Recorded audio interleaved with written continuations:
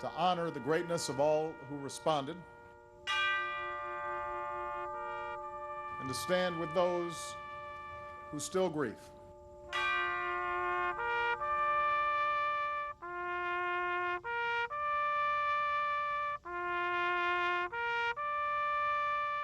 Everything changed on that saddest of mornings, and yet so much remained the same.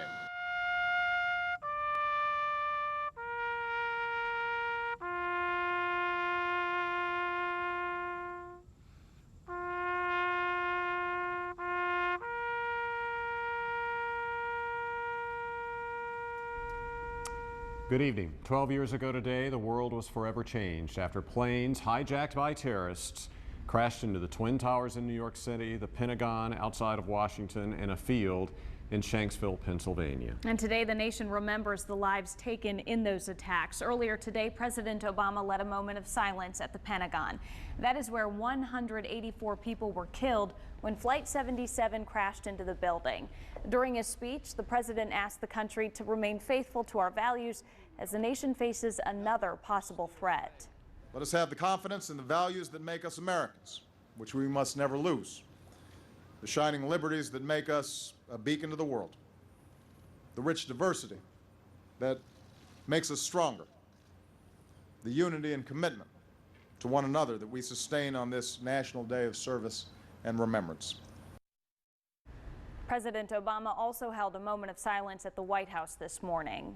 Well, back here at the Piedmont today, Eastern Randolph High School honored 3 former students during the school's annual 9/11 ceremony, along with paying tribute to Sandy Bradshaw, who of course was on the plane that crashed near Shanksville. The school also honored 2 service members who died in the years since 9/11. School's chorus and orchestra, along with student dancers and speakers, all paid tribute to their fallen classmates. This program started back in 2002 to honor Sandy Bradshaw, but the memorial also honored Christopher Barkowitz and Jacob Levy. Lance Corporal Levy's mom said at first she couldn't understand why her son wanted to be in the Marines. You know, we were talking about, Jacob, you're going in there, you're going to protect a man that's in a White House that you don't know. And he said, Mama, it's not about the man in the White House, it's about the people in the Yellow House here. And that was our home. And I didn't question him anymore about why he wanted to be a Marine or be in the service. Families of those graduates honored today were presented with plaques in their memory. In Winston-Salem, more than 100 people participated in the Climb for Courage. The group climbed up and down 2,970 stairs. It was held this morning at Wake Forest University's Kentner Stadium as a way to honor the victims and the survivors of 9/11. Thinking about our community and how many people showed up to really give of themselves and to inspire our community, there's such pride, such pride. And similar events were held in major cities across the U.S., including Los Angeles and Detroit. Well, when the 9/11 attacks happened, high school students today were anywhere from 1 to 5 years old. And as Fox 8's Brent Campbell shows us this evening, while it's not a part of the standard curriculum, the Winston-Salem-Forsyth County school system's helping students understand how what happened that day still impacts their lives. From flags at half-staff. If this was 12 years ago, then most of you guys were like 2 or 3. To discussions in class. Raise your hand, though, real quick if you remember any of it or you think you remember that day. A commemorative video produced by the Winston-Salem-Forsyth County school system is being shown in all Forsyth County classrooms, sparking discussion by those barely old enough to remember where they were 12 years ago on this day. I don't remember the moment it happened. I remember my parents picking me up, telling me something bad happened, but I didn't know what was going on. I was in kindergarten. I was sitting at playtime. I would just remember going to school and like the mood around school. At East Forsyth High School, students who barely remember the historic events say looking back, they had no idea then how 9/11 would impact them still today. My parents told me like before 9/11, they'd go into an airport, there'd be no security. I mean, there'd be a little bit of security, but there was very little. Everything that you do is always, it's always watched. The airports and everything, security,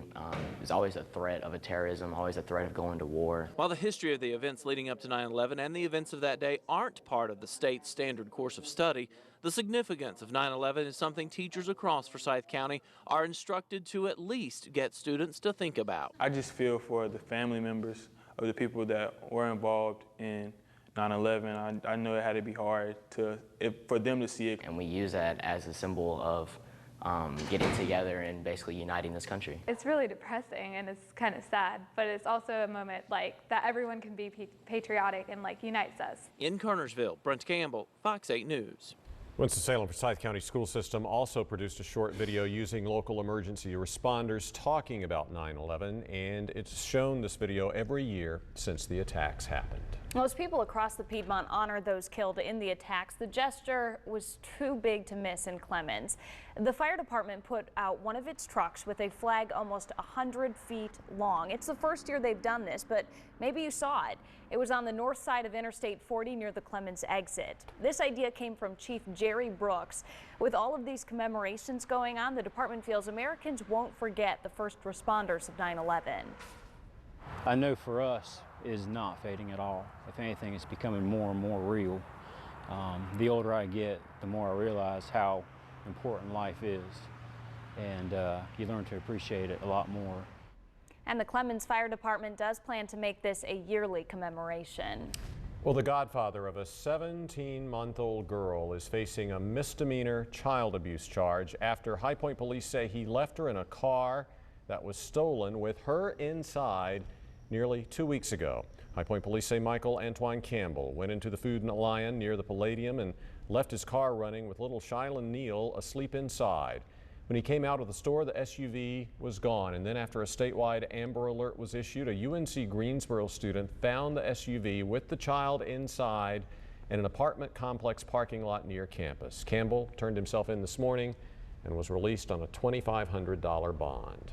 A teacher, friend, and co-worker is being remembered tonight in Guilford County. Larissa Armstrong's estranged husband shot her 2 weeks ago tomorrow, and sadly she passed away over the weekend. Well, this evening, a network of domestic violence advocates is remembering her and encouraging others to keep fighting to stop this sort of thing from happening. Fox 8's Mitch Carr joins us now from the Guilford County Courthouse, where this event is scheduled to take place. And Mitch, I understand there will be a candlelight vigil in her honor, among other things.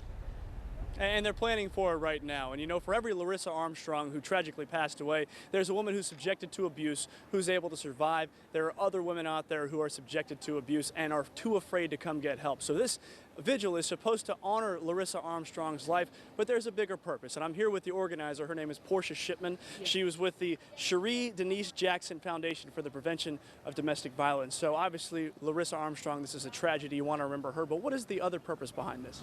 It's also to bring attention to what happened to her when she applied for a 50B order.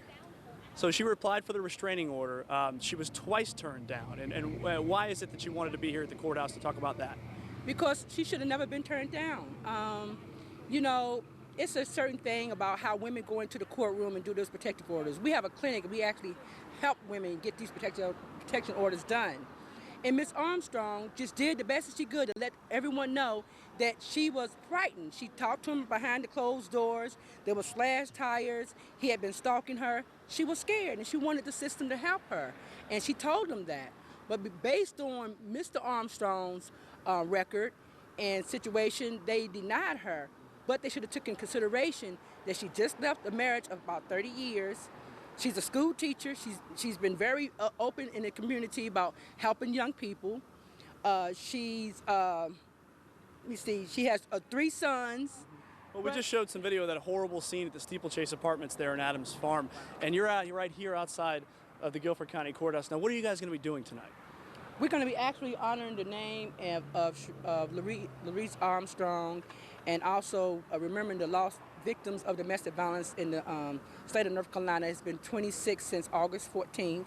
And we're going to just let people know that we're not going to stand for it. We're going to do something. There's a bill that we're trying to put together that's going to be called the Larissa Armstrong Domestic Violence Reform Bill. And that bill will help as a civil means to help women like Larissa Armstrong, who didn't have a voice. She was silent. She didn't have enough to actually save her. But we're going to. All right, and you're going to try to be that voice. And the rally, or the vigil, starts at 7. Is that right? It starts at 7 o'clock. All right, so this is right here on Eugene Street in front of the Guilford County Courthouse. Again, it's a vigil for Larissa Armstrong, this victim of this domestic violence. And right now, we're going to send it back to the studio. Reporting live in Greensboro, Mitch Carr, Fox 8 News. All right, we got some big changes getting ready to take place in the weather. A pair of cold fronts that are going to really bring us a true taste of autumn. How cool is it going to get behind front number 2? Details are next. The North Carolina Zoo's beloved polar bear Aquila has died just a week after the zoo lost a gorilla. Now the zoo plans to move forward. How it plans to do that after the loss of another large animal. We'll be right back.